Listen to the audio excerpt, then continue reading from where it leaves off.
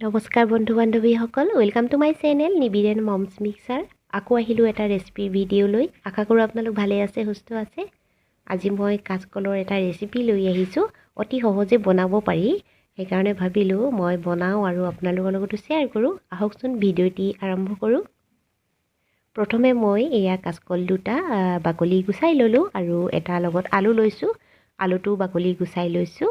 আৰু কাচকলৰ বাকলি গুচাওঁতে আমাৰ হাতত খুব আঠা লাগে নহয় জানো, খুব অসুবিধা হয়। সেইকাৰণে মই এটা পদ্ধতিত বাকলিবিলাক গুচাওঁ আৰু কেনেকৈ গুচাওঁ সেইটো আপোনালোকক নেদেখুৱালোঁ। ইয়াৰ এটা ভিডিঅ' অলৰেডি দিয়া আছে, আপোনালোকে যদি ইচ্ছা কৰে চাব পাৰে। মই ডেছক্ৰিপশ্যনত লিংক দি দিম, আপোনালোকে চাই ল'ব। আৰু মই এনেদৰে গোল গোলকৈ কাচকলকেইটা কাটি ল'ম আৰু লগতে আলুটোও কাটি ল'ম। আপোনালোকে নিজৰ পচন্দ অনুসৰি কাটিব পাৰে। মই আজি এনেদৰে কাটিছোঁ। এনেদৰে কাটিলে দেখিবলৈও ভাল লাগে। আৰু এয়া মোৰ আলু কটা হৈ গ'ল। এতিয়া মই এইখিনিত হালধি মিহলি কৰি দিম ধুনীয়াকৈ, যিহেতু মই ফ্ৰাই কৰি ল'ম। প্ৰথমে মই এয়া এখন প্লেট লৈছোঁ। আলুখিনি এখন প্লেটত ৰাখি লৈছোঁ, কাৰণ একেখন প্লেটতে এতিয়া সানিবলৈ মোৰ সৰু হৈছে প্লেটখন, সেইকাৰণে এনেদৰে থৈ লৈছোঁ। আৰু এতিয়া মই ইয়াতে হালধি এড কৰিম আৰু হালধিখিনি মই হাতেৰে মিহলি কৰি দিছোঁ, তেতিয়া প্ৰতিটো কলৰ পিছতে লাগিব। আৰু লগতে নিমখো এড কৰি দিছোঁ।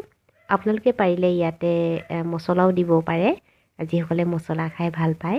মই কিন্তু দিয়া নাই। আৰু এনেদৰে সানি লৈছোঁ আৰু এতিয়া মোৰ সনা হৈ গ'ল। এফালে এখন কেৰাহী গৰম কৰিলোঁ, তাতে মই মিঠাতেল এড কৰিছোঁ। মিঠাতেল গৰম হোৱাত মই কাচকলখিনি ইয়াতে দি দিছোঁ আৰু কাচকলখিনি মই ফ্ৰাই কৰি ল'ব লাগিব। আৰু এনেদৰে মই ফ্ৰাই কৰি লৈছোঁ। আৰু কাচকল ফ্ৰাই কৰোঁতেও বেছি সময় নালাগে, আপোনালোকে জানে অতি সহজতে কৰিব পাৰি। আৰু ইলুটি শিলুটি কৰি দিলেই হৈয়ে যায়। আৰু এয়া মোৰ কাচকল ফ্ৰাই কৰা হৈ গ'ল। তেনেকৈ মই বাকীখিনিও তেনেদৰে কৰি ল'ম। আৰু এয়া মই এতিয়া এইখিনি কাঢ়ি লৈছোঁ। আৰু এতিয়া মই আলু কেইপিচো এনেদৰে ফ্ৰাই কৰি লৈছোঁ। মই আলু কেইপিচ এক্সট্ৰাকৈ কৰিছোঁ, কাৰণ কাচকল অতি সোনকালে সিজি যায়, আলুটো অকণমান সময় লাগে, সেইকাৰণে মই একেলগে কৰা নাই। আলু এয়া মই ইলুটি শিলুটি কৰি দিছোঁ। আৰু এয়াও মোৰ অতি সহজতে ফ্ৰাই কৰা হৈ যাব, যিহেতু মই গেছটো বঢ়াই লৈছোঁ। আৰু এয়া মোৰ দেখিছে আলু ফ্ৰাই কৰা হৈ গ'ল। আৰু এইফালে মই এটা পিঁয়াজ লৈছোঁ আৰু নহৰু কেইফুটামান লৈছোঁ, লগতে এটা শুকান জলকীয়া আৰু বিলাহী দুটা লৈছোঁ আৰু আদা এটুকুৰা লৈছোঁ। এইখিনি মই এতিয়া ভালদৰে ধুই বাকলি গুচাই ল'ম আৰু মই কাটি ল'ব লাগিব। কটাটো আপোনালোকক নেদেখুৱাওঁ আৰু এইফালে সেই একেখন কেৰাহীতে ৰৈ যোৱা তেলতে মই গোটা জিৰা দিছোঁ। জিৰাখিনি মই ৰঙচুৱা হোৱালৈকে ভাজিম। এয়া ৰঙচুৱা হ'ল, এতিয়া মই তাতে নহৰু কেইফুটা দি দিছোঁ, অকণমান দেৰি ভাজিম। আৰু নহৰু অকণমান ভজাৰ পিছতে মই তাতে পিঁয়াজটো দি দিছোঁ। পিঁয়াজটো মই এনেদৰে ডাঙৰ ডাঙৰকৈ কাটি লৈছোঁ। ডাঙৰকৈ কাটি লৈছোঁ, সৰুকৈ নাকাটিলেও হ'ব, সৰুকৈ কাটিলে বেছিকৈ সিজি যায়। আৰু তাতে মই হালধি অকণমান এড কৰি দিছোঁ। আপোনালোকে তেলতে হালধিটো এড কৰি দিব, তেতিয়া কালাৰটো বেছি ধুনীয়া আহে। আৰু মই বিলাহীটো কাটি ল'লোঁ এনেদৰে ডাঙৰ ডাঙৰকৈ, তাকো মই ইয়াতে দি দিছোঁ একেলগে। এতিয়া অকণমান সময় ভাজিম, বেছিকৈ ভাজিব নালাগে, অকণমান কেঁচা গোন্ধ যোৱালৈকে ভাজিব লাগে। আৰু এয়া দেখিছে মোৰ ভজা হৈ গ'ল।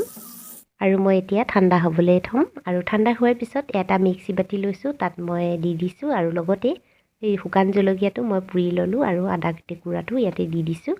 আৰু চাওকচোন, এয়া পেষ্টটো ইমান ধুনীয়া হৈছে নহয় জানো, কালাৰটো বহুত ধুনীয়া হৈছে। বিলাহী যদি এনেদৰে আমি ভাজি লওঁ, তেতিয়া কালাৰটো বহুত ধুনীয়া আহে।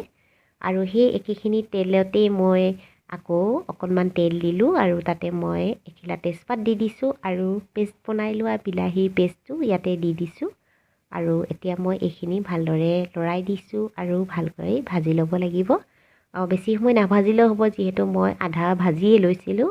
আৰু ইয়াত মই এতিয়া কি ব্যৱহাৰ কৰিম চাওকচোন। ইয়াত মই মছলা দিছোঁ, ধনিয়া, গোটা জিৰা আৰু ইলাইচি, ডালচেনি আছে, মিক্স কৰি মই এটা পেষ্ট বনাই থওঁ, তাৰে দিছোঁ। লগতে হালধি অকণমান দিছোঁ আৰু এতিয়া আকৌ ভালদৰে লৰাই দিম। এতিয়া মছলাখিনি বিলাহীত সোমাবলৈ দিম। আৰু উতল অহাত মই তাতে আৰু অকণমান পানী দি দিছোঁ। মিক্সি জাৰটোতে আছিলে বিলাহী লাগি। আৰু মই এইফালে অকণমান মই উতলিবলৈ দিছোঁ আৰু তাতে মই অকণমান গৰম মছলাও দি দিছোঁ, অকণমান সোৱাদযুক্ত হ'বলৈ।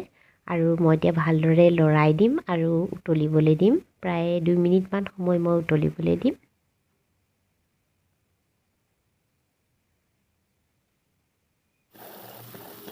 আৰু এয়া দেখিছেনে ভালদৰে মোৰ উতল আহিলে মই পানী অকণমানো এড কৰি দিছিলোঁ আপোনালোকক সেইটো দেখাবলৈ নহ'ল লগতে এতিয়া সোৱাদ অনুসৰি মই নিমখ দিছোঁ আৰু এইখিনি উতলিবলৈ দিম আৰু এয়া ধুনীয়া উতল আহিছে দেখিছেনে ইমান ধুনীয়াকৈ উতলিছে আৰু কালাৰটো বহুত ধুনীয়া আহিছে এতিয়া মই এইখিনি সময়তে মই কাচকলখিনি আৰু আলুকেইপিচ দি দিব পাৰিম এয়া মই আলু আৰু কাচকল দি দিছোঁ আৰু এইখিনিও ভালদৰে এতিয়া লৰাই দিম যাতে মছলা ভালদৰে সোমাই যায় আৰু এতিয়া এইখিনি মই 3 মিনিটমান সময় উতলিবলৈ দিম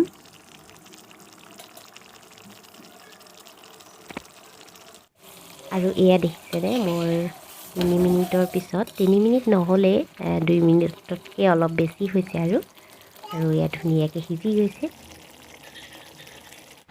এয়া মই এনেদৰে পৰিৱেশন কৰিলোঁ মই ধনিয়া পাত দিবলৈ নহ'লে সেইকাৰণে এতিয়া মই এনেদৰে ধনিয়া পাত দি সজাইছোঁ দেখিবলৈ ভাল লাগিছে নহয় জানো খাবলৈ খুব সোৱাদযুক্ত হৈছিলে কাচকল বেয়া পোৱা সকলেও খাই ভাল পাব এনেদৰে বনালে আজি ভিডিঅ'টি চাই আপোনালোকৰ কেনে লাগিলে কমেণ্ট কৰি জনাব দেই আৰু লাইকো কৰি দিব লগতে শ্বেয়াৰ কৰি দিব আৰু যিসকলে আজি ভিডিঅ'টি প্ৰথম চাইছে মোৰ চেনেলটিলৈ প্ৰথম আহিছে তেওঁলোককো এটা অনুৰোধ জনাইছোঁ প্লিজ মোৰ চেনেলটো ছাবস্ক্ৰাইব কৰি দিব আৰু আকৌ আহিম এটা নতুন ভিডিঅ' লৈ আজিলৈ আহোঁ তেতিয়াহ'লে বাই বাই